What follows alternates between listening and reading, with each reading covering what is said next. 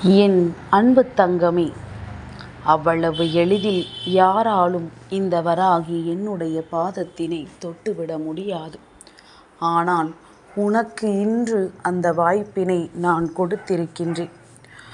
உனக்கு இந்த வராகியின் பாதத்தினை தொடுகின்ற பாக்கியம் இன்று கிடைத்ததை எண்ணி நீ மனமகிழ்ச்சி அடைகின்றாயா, அல்லது தொட்டும் எந்த பலனும் இல்லை என்று நினைக்கிறாயா என்பதனை முதலில் தெளிவாக எண்ணிக்கொள். இல்லை, நமக்கு எந்த பலனும் இல்லை என்று யோசிக்கின்ற பிள்ளையாக இருந்தால் ஒரு நாளும் இதை நீ செய்ய வேண்டிய அவசியம் இல்லை. நீ என் பாதத்தை தொடவும் வேண்டாம், அம்மாவின் பாதத்தை பார்க்கவும் வேண்டாம்.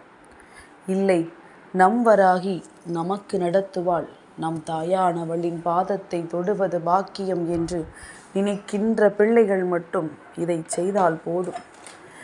இதை சொல்லும் பொழுதே பலருக்கு தோன்றலாம், இது என்ன, தெய்வம் நம்மை கட்டாயப்படுத்துகின்றது, அதுவும் தெய்வத்தின் பாதத்தை தொடுவதற்கு நம்மை வற்புறுத்துகின்றார்களே என்று. என் குழந்தையே, உண்மையில் தெய்வமே கதி என்று சரணடைந்த பிள்ளைகளுக்கு மட்டும்தான் இதன் அருமை என்னவென்று புரியும். நீ அழுத உன்னுடைய கண்ணீர் துளிகள் இந்த வராகி என் பாதத்தில் படிந்திருக்கின்றது. உன்னுடைய கண்ணீர் துளிகளை நான் தாங்கி நிற்கின்றேன். உனக்கு ஒரு கஷ்டம் என்ற ஒன்று வந்தால் என் பாதத்தை தொடுவது மரியாதைக்காக அல்ல, உன்னுடைய ஆறுதலுக்காக.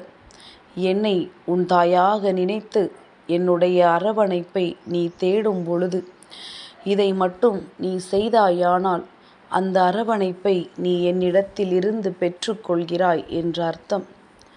உனக்கு நான் கொடுக்க நினைக்கின்ற ஒவ்வொரு விஷயங்களையுமே சரியான நேரத்தில் சரியான தருணத்தில் தந்து கொண்டிருக்கின்றேன். இப்பொழுதும் எப்பொழுதும் என் பாதமே கதி என்றிருக்கின்ற பிள்ளைகள் வாழ்க்கையில் எக்காரணத்தை கொண்டும் மற்றவர்களின் பாதத்தில் விழமாட்டார்கள். தெய்வத்தின் காலடியில் விழுந்து விட்ட பிறகு வாழ்க்கையில் எப்பொழுதுமே வெற்றி அவர்களுக்கு நிரந்தரமாக இருக்கும். எந்த நேரத்திலுமே அவர்கள் மற்றவர்களின் காலில் விழுந்து ஒரு விஷயத்திற்காக நிற்க வேண்டும் என்ற அவசியம் வராது. இத்தனை நாளும் இந்த வாழ்க்கை உனக்கு கொடுத்த ஒவ்வொரு சந்தோஷங்களையும் கடந்து நீ நல்லபடியான ஒரு வாழ்க்கையை வாழ ஆரம்பித்திருக்கின்றாய். இன்றும் என்றும் உன் வாழ்க்கை உன் வசமாவதை நீ நிச்சயமாக தெரிந்து கொள்ளப் போகின்றாய்.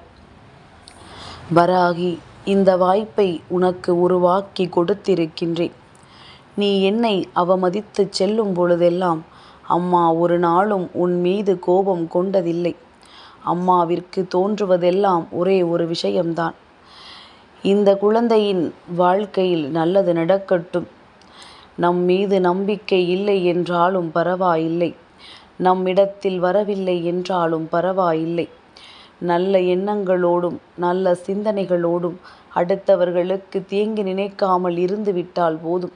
அதுதான் ஒரு பிள்ளைக்கான தகுதி என்று நான் நினைக்கின்றேன். அதனால் நீ என்னை வணங்கவில்லை என்றாலும் நீ இது போன்ற குணங்களோடு ஒவ்வொரு விஷயங்களையும் சரியாக செய்து கொண்டிருப்பாயானால் என்றும் உன் வாழ்க்கையின் உனக்கான வெற்றியை நான் உன் கைகளில் கொண்டு வந்து கொடுப்பேன் என்பதனை நீ புரிந்து கொள்ள வேண்டும். யாரும் இதை செய்ய வேண்டும் அதை செய்ய வேண்டும் என்ற கட்டாயம் இருப்பதில்லை. எல்லோருக்கும் வாழ்க்கையில் ஒரு நல்ல விஷயம் நிச்சயமாக இருக்கத்தான் செய்கின்றது. எந்த நேரத்திலும் உன்னோடு இருந்து உனக்காக உன் அம்மா பாடுபட்டு கொண்டிருக்கின்றேன். நீ கண்ணீர் வடிக்கும் பொழுதெல்லாம் உன் தாயானவள் வேடிக்கை பார்க்கிறாள் என்று யோசிக்கின்றாயா? நிச்சயமாக கிடையாது. நீ சிந்துகின்ற கண்ணீர் துளிகளுக்கு இந்த வராகி பதிலை தேடிக்கொண்டிருக்கின்றேன். உன் மனது சோர்வடைந்தால் என் மனதும் வேதனைப்படும் என்பதனை நினைவில் வைத்துக்கொள். எக்காரணம் கொண்டும் எந்த ஒரு விஷயத்திற்காகவும் வருத்தப்படாமல் நாம் நமக்கு கதி என்று நினைப்பது நம் தாயினுடைய பாதம். நிச்சயமாக அம்மா நமக்கு நிறைவேற்றி தருவாள் என்கின்ற நம்பிக்கையோடு நீ அந்த விஷயத்தை செய்ய தொடங்கி இருக்க வேண்டும். முன்பு போலெல்லாம் இப்பொழுது இருக்கின்ற பிள்ளைகள் இல்லை. முன்பெல்லாம் தெய்வத்திற்கு எப்பொழுதும் பணிவிடைகள் செய்வதையும் அதன் மூலமாக தன் வாழ்க்கையை நல்வழிக்கு கொண்டு வருவதுமே இங்கு நிறைய பேரின் கடமையாக இருந்தது. அதனால் அவர்கள் அன்று வாழ்க்கையில் பெரிய பெரிய பிரச்சனைகளுக்கெல்லாம் சிக்கிக்கொள்ளாமல் நல்லபடியான ஒரு வாழ்க்கையை வாழ்ந்தார்கள். மனநிறைவான ஒரு வாழ்க்கையை வாழ்ந்தார்கள். ஆனால் இப்பொழுதெல்லாம் அப்படி அல்ல. தெய்வம் இல்லை இல்லை என்று சொல்வதற்காக மட்டும்தான் பல பேர் இங்கு அவர்கள் வேலையை செய்து கொண்டிருக்கின்றார்கள். எவ்வளவுதான் தெய்வம் அவர்களுக்கு உதவிகளை செய்தாலும், அவர்கள் வாழ்க்கையில் எவ்வளவுதான் சந்தோஷங்களை கொடுத்தாலும் அதையெல்லாம் அவர்கள் ஒரு நாளும் புரிந்து கொள்வதில்லை. அவர்கள் வாழ்க்கையில் இதுதான் நடக்கும், இதுதான் நடக்க வேண்டும் என்று நினைக்கின்றார்கள் அல்லவா? அதை தெய்வம் கொடுக்கவில்லை என்றவுடன் அவர்களுக்கு கோபம் வந்து விடுகின்றது. தெய்வம் எதையும் கண்மூடித்தனமாக கொடுப்பதில்லை என்பது இவர்களுக்கு நினைவில் இல்லை. எந்த விஷயமாக இருந்தாலுமே தெய்வம் அவர்களுக்கென்று கொடுக்க நினைக்கின்ற விஷயங்களில் இருக்கின்ற உண்மைகள் என்னவென்று புரிந்துதான் அதை கொடுக்க வேண்டும் என்று ஆசைப்படுகின்றது. காலதாமதமானாலுமே அவர்களுக்கு என்ன நடக்க வேண்டுமோ அதைத்தான் தெய்வம் முழுமையாக கொடுக்கின்றது. இதையெல்லாம் தெரிந்து புரிந்து கொண்டல்லவா இந்த வாழ்க்கையை வாழ வேண்டும். அதை விடுத்து கிடைக்கவில்லை என்றவுடன் அழுது புலம்ப வேண்டியது, தெய்வமே இல்லை என்று சொல்ல வேண்டியது. அதே நேரத்தில் தெய்வம் கொடுத்து விட்டால் அதை அனுபவிக்க தெரியாமல் விட்டு விடுவது.